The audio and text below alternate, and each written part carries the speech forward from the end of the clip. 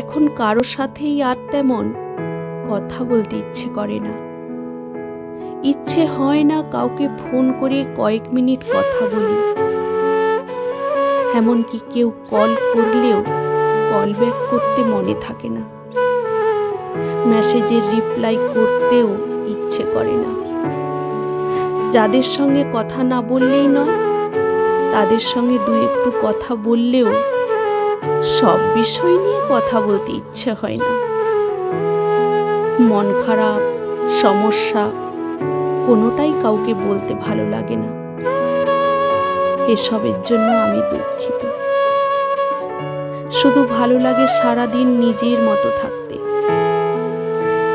ব্যস্ত থাকি বা না থাকি, তবু নিজের সঙ্গটাই মাত্রাতিরিক্ত প্রিয় হয়ে উঠেছে। যেই সঙ্গীহীনতায় একটা সময় আমার মন খারাপ হতো, মনে হতো আমি দুনিয়ার সব থেকে একলা অসহায় মানুষ, সেই খারাপ লাগা, সেই একাকিত্ব আজ মন সব থেকে বেশি প্রিয় হয়ে উঠেছে। এখন অমুক বন্ধু খোঁজ না নিলেও আর খারাপ লাগে না। কেউ ভুল বুঝলেও নিজেকে আর প্রমাণ করতে ভালো লাগে না।